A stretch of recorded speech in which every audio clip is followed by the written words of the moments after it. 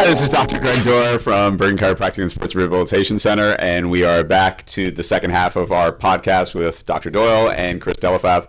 So for the second half of this podcast, we'd like to talk about a couple of things. The first one being the health, the injuries associated with something, an extreme sport like what you do. And to add into that, okay, since it's such an extreme sport, which is definitely going to make you more prone to something in an extreme injury, how is it that we can get longevity out of that sport? So let's tackle the first half first, which is injury and health. We kind of alluded in the first half of this that you've noticed that more recovery time has gotten older, but everybody knows, like, you can have perfect technique. I've said this all the time. Like, I used to have an argument with one of my former associates that used to say, he's like, I can't get hurt because if my technique is perfect, I can't get hurt. Mm-hmm. Look, there's no question if your technique is perfect, you got a better chance of not getting hurt. Odds are. But odds are. Every tissue, no matter what, has a threshold upon which you can exceed and injure yourself. Your sport is on a daily basis taking your tissue threshold to the extreme. Mm-hmm. Take it away. I mean, I've had people say the same thing. If my technique's perfect, there's no way I can get hurt. But that's not the case. One, your technique can be perfect on this rep, but what about the next rep? Mm-hmm. Or what about the next set? So just because your technique is sound the majority of the time doesn't mean no one's technique is perfect. 100% of the time. My technique's not perfect. I don't even think my day-to-day technique is perfect. There's always something that can be worked on, something that can be better. You could always brace harder. You could always screw your feet in harder. You could always, get tighter under the bar. Like, those are things that you're never, there's no perfection. And like when people say their technique is perfect, yeah, kind of, but like not really, because again, it can always be better. You can always take a bigger air in, and you can always, dig your feet in harder and belly through your belt harder and lift more. So like that argument, I would say I wouldn't necessarily really agree with, because you can always do something, you can always get it better. It can always look better. Weight can always move better. Lighter weights can always move faster. Heavier weights can always move well. So to say that my technique is perfect and that prevents me from injury is, I would think, flawed. It's a flawed statement. It really is. It really is. And I actually compound that as well, because what you just said is like dead on. Is like there's no way that everybody's perfect 100% of the time. It's impossible to begin with. It's an impossibility. But at the same time, what's the first thing that breaks down when we fatigue? Technique. Right. So what athletic activity do we not fatigue in? Everyone. Lifting weights, from your first set to your last set, you're increasing in weight as you go up, and you're lifting. So you're getting more. You're fatiguing as the weight's getting heavier. So your likelihood or your chance for injury is increasing as your workout goes on. Yeah, exactly. You know what I mean? Like my first set is the bar. My last set could be 1,200 pounds more than that, and I've been taking set after set after set after set. So my last set, which is my heaviest set, I'm the most tired, which now opens up the door for the largest percent or chance of injury. Now, how, taking that, I think we kind of laid the groundwork on that pretty well. How do you actually now take something as extreme at what you do and really narrow the chance of injury? Couple ways. So being a equipped lifter, right, using the equipment, the suit, the briefs, the shirt, whatever, kind of puts us in a different category, right? So for those who don't... And actually, why don't you take a minute and just describe it? Yeah.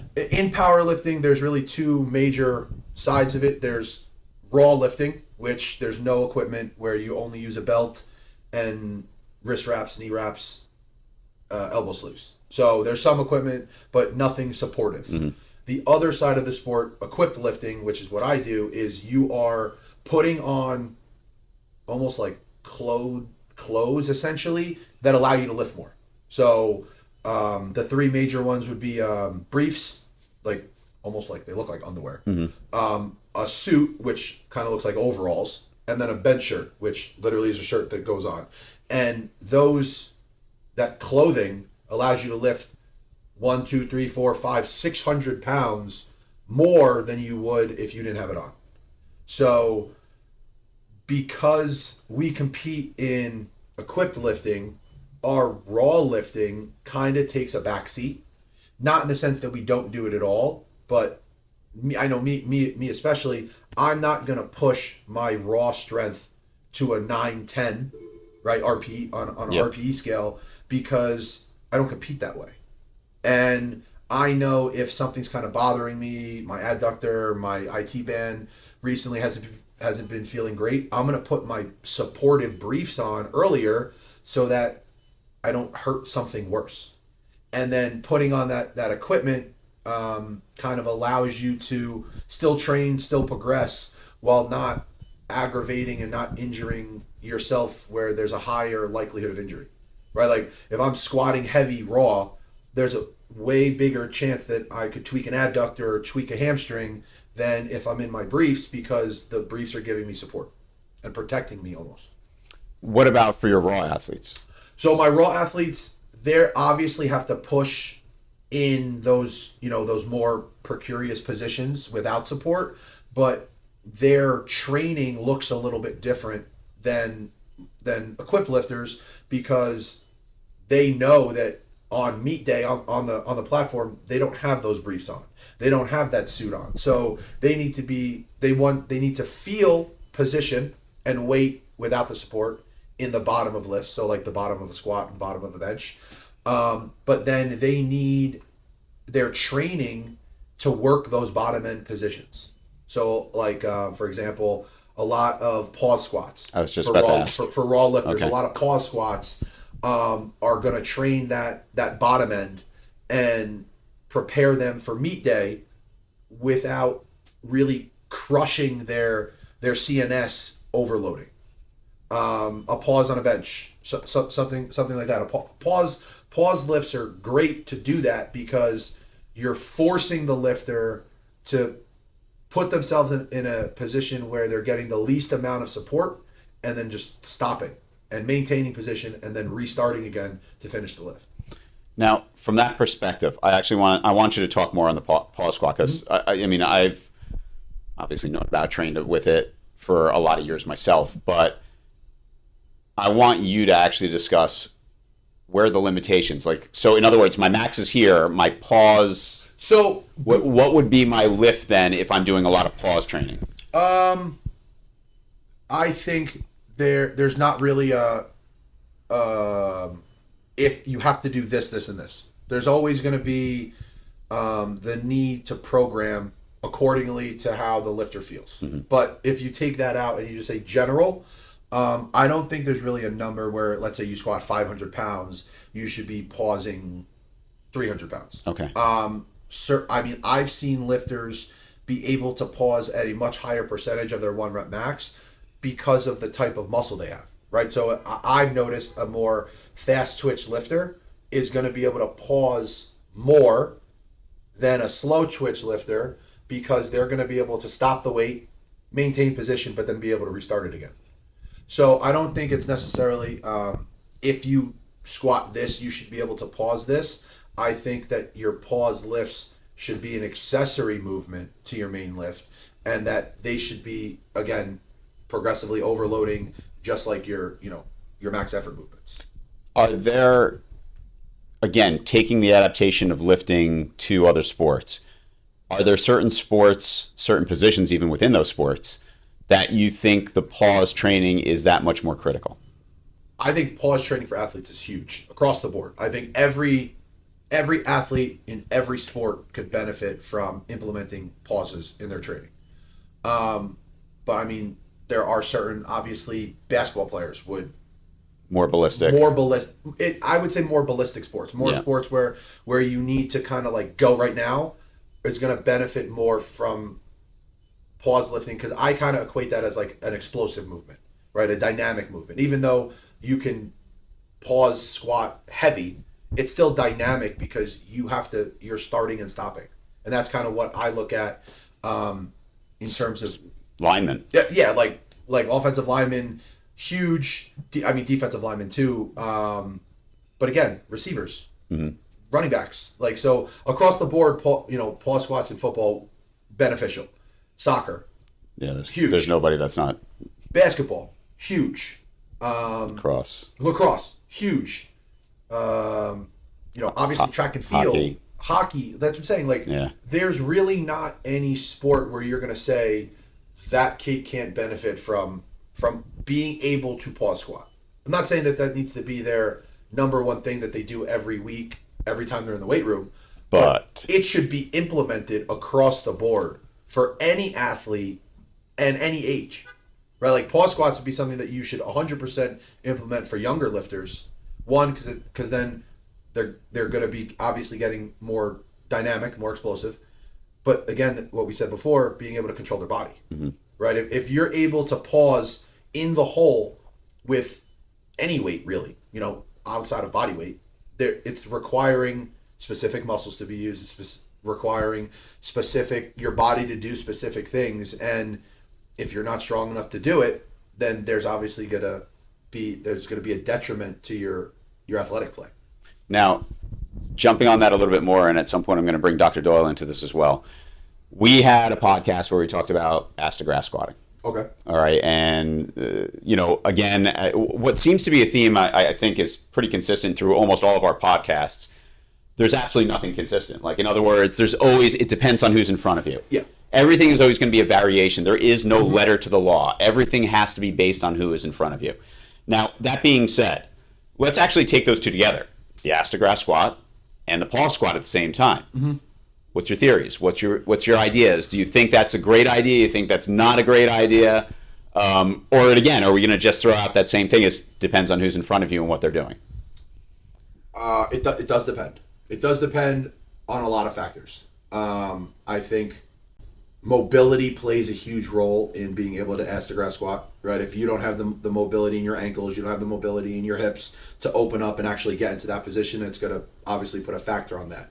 But outside of on competition day in powerlifting, every squat should be as deep as possible. In my opinion, I know there's been studies done, and I know you can people will probably say, oh, I read this study or this person says X, Y, and Z.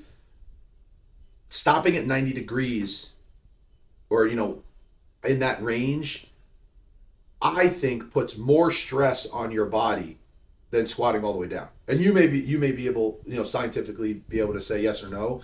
But I think if you stop a squat at 90, there's more stress on your knees than if you take it all the way to the bottom end, in my opinion. Interesting. Okay, so, and again, I'll take that one from, as we said with Joe DeFranco, to me, the biggest thing when I'm seeing somebody drop in the hole is, number one, male versus female, because the pelvis is different. Right.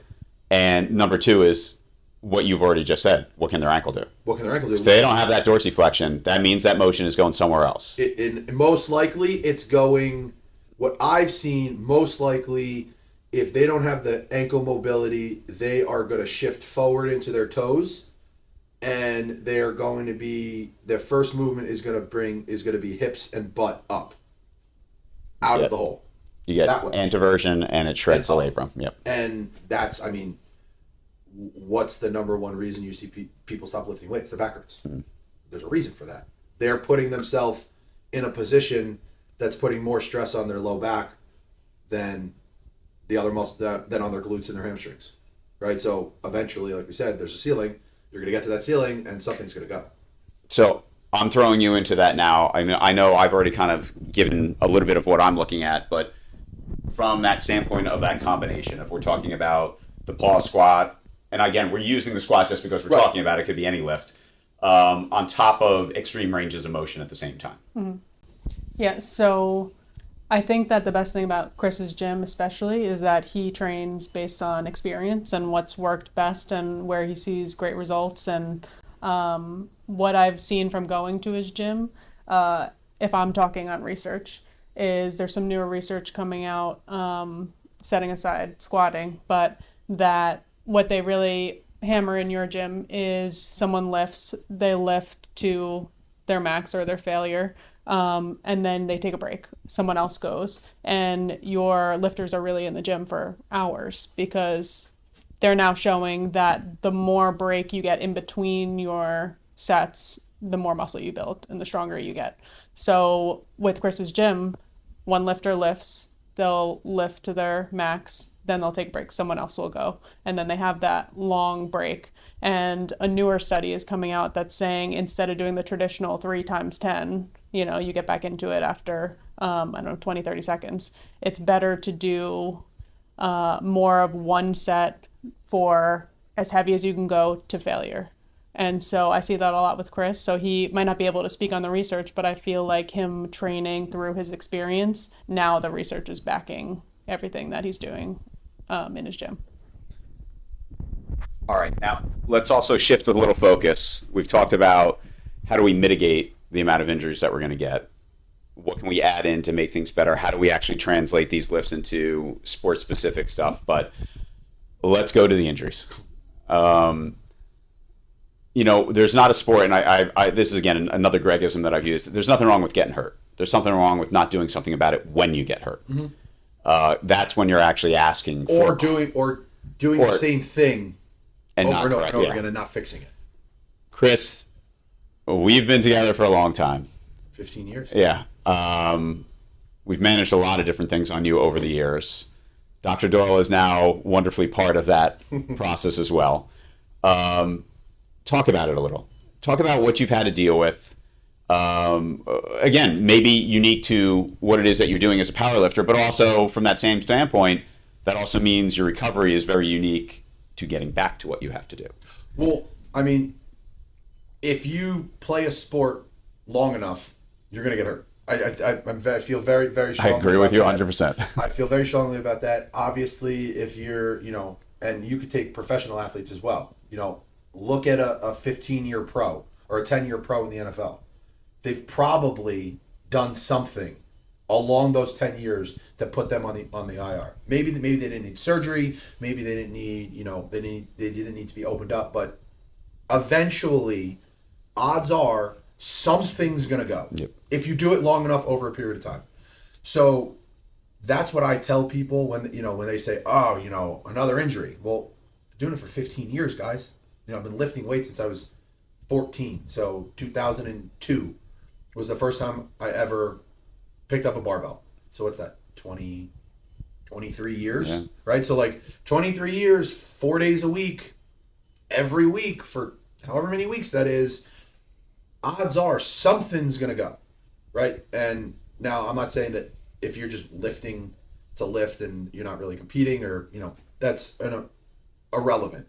But if you're playing a sport and you're doing it for a long period of time, something's going to happen. It's, like you said, 2 things. 1, making sure that once it happens, you fix it and you handle it. And then 2, trying to make sure that you implement stuff so that it doesn't happen again. Right? Like, I tore this pec in 2016. I tore this pec in 2025. Right? I tore them both benching, but doing 2 totally different things. Totally unrelated. I don't think there was a cause for, I don't think we can narrow it down and say this was the cause for this and this was the cause for this. But almost 10 years later, there's another injury that, not happy that it happened, obviously, mm-hmm. But okay, it happened. Now, how do we do the most that we can once it happened, post surgery or post injury, and then what am I going to do now moving forward to make sure that I don't re-tear a pec, re-tear a torn pec. Yeah. Double trouble. Yeah. But I mean, if we were listing out injuries, right pec, left pec, right bicep, left bicep, right tricep. I forgot the tricep. Right tricep. Yeah. Left adductor, left quad. No, sorry. Right adductor, right quad, left quad, left hamstring. I was going to say left hamstring too. Yeah. I mean, I don't even know how many that is. And only, 3 of them? Only 3 of them required surgery. But, were we happy when they happened? No. But what did we do? We came in immediately and we got to work on it. We did as much as we could. We hammered it with as many different recovery avenues as possible. you know, manual work on it, Graston on it, dry needling on it, Theragun on it, cupping on it, the shockwave on it, the Normatec, like all of those things you have to like want to do, and you have to understand that if I don't do these things, I'm not going to get any better, and I'm not going to be able to continue doing the things that I want to do. So like perfect example, I had a lifter who was older, but had a ton of promise, and he got a hernia. Just never addressed it, never got it fixed, and just stopped lifting. So like that's one avenue that you could do, or you can say, all right, I tore my bicep. That sucks. What am I going to do? All right, well, I'm going to come in. I'm going to hammer it with peptides. I'm going to do as much, get as much manual work on it done. I'm going to do as much as I can do on my own. And then when I'm in the gym, I'm going to hammer it with, blood flow stuff to get as much blood in there to try to speed up recovery. And if you don't do those things, then it's no one else's fault but your own, right? Like I got hurt. I can't blame somebody else for me tearing my pec. I was the one lifting. So to say that it was because of A, B, and C doesn't make any sense. It's my fault. So I have to be the one then, after I get hurt, to do all of the things that I need to do in order to get better, to start getting back on the track to achieve the goals that I want to achieve. And from that standpoint, now, again, taking the extreme nature of your sport and the fact that lifting light isn't in your nature, one of the challenges you have, especially with these recoveries, and we've already had a podcast on the psychology, but this is a very unique sport, and it's a very unique recovery, and it's a very unique return to sport. Mm-hmm. Talk about where your brain was knowing, hey, I got a torn pec. Like, I can't do this for 6 weeks, then I can't do this for 6 weeks. And in 6 weeks, I can start doing something like I've never touched a weight before. Right. Like, where's your brain in that, knowing that it's going to be 12 weeks of somebody who is holding world records and being able to lift ridiculous amounts of, I'm going to joke and say tonnage, but to be able to lift at that kind of an extreme nature, but then literally have to go back to, I'm a baby. Yeah. Where's your brain, and how do you handle that? I would say that, look, if we're just comparing the two pecs, right? Mindset with this one, or mindset with this one, was a 180 difference with mindset with this one. This one was, how fast can I get back? What can I do? Let me deadlift with one arm in a sling, because I thought that was a good idea. How much synthetics can go in to try to speed that up. We're going into the gym today. Let's try to get under a bar. Where fast forward 9 years? 9 years later, I actually listened to you and to the surgeon, which the surgeon was very, very happy and very impressed that I did. And I actually listened, and I said, okay, what's going to allow me to get back under a bar as fast as possible? Okay, probably listening to the doctors, number one. And two, doing everything that I possibly can, not being under a bar, to let me be able to do it faster. So, I mean, it's here. Like, I was doing exercises with this. Like, this is a pound maybe? Like, 2 point something two pounds. Point something pounds if it's all the way stretched out. At 200% like, stretch. I just got cleared to come back to benching. I'm going to be benching 135 pounds. I'm a 900-pound bencher. I'm going to be benching 135 pounds. And then that 135 is going to turn to 185 and 225 and 275 and 315, because that's what I know needs to be done to allow me to bench 9 again, bench 950, bench 1,000, so on and so forth. Now, I got to start with him on that most recent pec tear, and I've been involved in a lot of your tears to begin with, but you basically managed this pec, barring maybe the first couple of visits, almost all the way through. What is it that you've done with Chris to help him through that aspect as well? So I think the big thing to recognize is it's much different than the other pec. I think his other pec and first pec tear on the right kind of trickled into all of this, because that one tore, it got infected after. Good old staph infection. A lot of scar tissue on that side, a lot of compromised tissue, which I think led into the biceps tear, and probably This bicep tear was just helping someone rack a weight. So that wasn't even lifting on your own. Right. And then compromised the pec, which then tore. So as Chris said, it takes knowledge. I think he knows now what he needs to do. And yeah, easing into it. The surgeon always gives a printout. We adapt based on the printout of their recommendations. And also we have to realize that this is an elite lifter. So he's going to be more advanced than a normal person who does not lift. So he can handle more things in rehab, but you also don't want to push it too much that you're compromising the tissue. Now, Chris, we only have a couple minutes left, unfortunately, because once again, it seems like, probably could talk about this for the next 6 hours. But I also want to kind of touch into longevity. And I asked you this question, I don't even know if you remember, but it was at least 4 years ago. It might have been pre-COVID. I said, how long can you go? Now, and I'm saying that just because I knew what you were doing. I'm seeing all your videos, and I'm watching this and going like, this is insane. I mean, I literally think about me trying to lift something like that, and all I see is my kneecap shooting across a room, hitting somebody in the eye, and I'm going to get sued. But literally, like, how do you keep your longevity? How do you keep doing what you're doing in such an extreme level? And even talk about, like we talked about kind of like on the break, the longevity within your sport and how the records have been made. So take that. If you take the top 10 list, top 10 all time, which is in my opinion the only list that matters.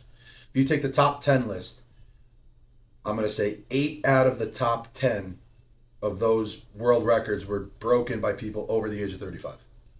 And I think that kind of shows, one, what's needed, right? You need to be able to do this for a period of time if you want to progress to world record type numbers. Now, that may not be for everyone. Everyone may not be a world record holder. Like, let's call a spade here. There's thousands of lifters that are never gonna own or attempt a world record. And that's fine. That's not that they're world records for a reason. Like, just like there's records in every other sport, and some people never come close to breaking them. Like, that's just sport.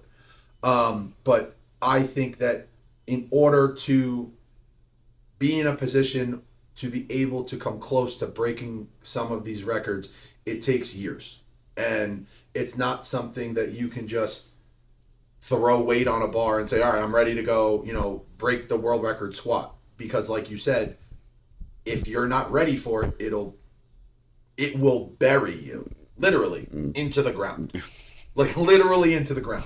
So I think there is I don't want to say an understanding, but there has to be something in your mind to say, if I want to achieve the goals that I think I'm capable of achieving, it's going to take time. And the only way, and time's not stopping, so you just got to keep going along with it, and you have to be able to put yourself in a position, one, with training and recovery, programming and recovery, to be able to get under a bar for 20 years, 10, 15, 20 years, to give yourself a chance to take a shot at records, right? Like, the meet in December where I hurt my quad, right? Yeah. I was taking another shot at another record, right? And it didn't go my way that day, but like, there are some people who will never get that opportunity, and there are some people who get that opportunity only once, they never get it again. But it's just the understanding that they're world records for a reason. Only one person ever has lifted that weight in that weight class, right? So like, when I broke the world record squat in my weight class, no one attempted that weight ever. So in order to do that, or in order to put myself in a position to do that, you kind of have to understand it's going to take time, and you can't do anything about that. Like, there's no as much as everyone thinks there's no magic shot, there's no magic pill, there's no magic compound that's going to put 250 pounds in your squat. It almost sounds like no matter what it is that we do, sport-wise, activity-wise, it's almost like there's this sweet spot where your brain and your body match up at the right time, and where you've hit perfect mental state, perfect physical state, and we've got this period of time where that sweet spot is. It's older though. It's older in most athletes. I know you'll say, a younger athlete is going to have, is going to be, more spry, whatever you want to call it, but they don't have the knowledge within the sport, the not the knowledge, but the time, I call it time under the bar. They don't have the time under the bar to really know what is needed to get to that next level, because they haven't done it. They haven't been around, they haven't been in the sport enough. They haven't put enough time in, right? And again, that's not saying that there aren't your outliers. There's always going to be outliers in every sport, but your 99.99% of people doesn't work that way. Yeah, there'll always be a LeBron. There'll always be a Brady. There'll always be a right. Yeah. Like, and my friends say that's me, where I disagree. But like, maybe it is. Maybe I am one of those outliers. But when I'm looking at like the 100, everyone, there's going to be certain people that stick out, and then there's going to be people who just need to chip away and chop away at it for 20 years, and eventually, right? They may hit numbers. I have a friend of mine who's been lifting. He's older than I am. I think he just turned 41, and he's gotten exponentially stronger in the last 4 years than he did the previous 10. And I think that's because he's gotten older. He knows what works for him. He knows when to push and when not to push. It's good programming, because I do it. And he, dad strength too. Right, like older muscle is, in my opinion, is gonna be able to move weight better than untrained younger muscle. I know we've run out of time again. I'm already getting somebody like who's flipping the lights on me left and right. So I'm gonna wrap this up. It doesn't mean we won't ever have a sit down again and get to discuss more topics, but once again, if you are looking for somebody to actually be able to train you at the absolute best level possible, whether it's powerlifting, lifting in general, or getting involved into it, if you want to take your sport to another level, Chris's information will once again be at the end of this podcast to be able to get in touch with him and get to his gym. We, as always, are here for whatever ails you, Dr. Doyle and myself. Thank you again for spending some time with us, and hopefully you found this one interesting as well.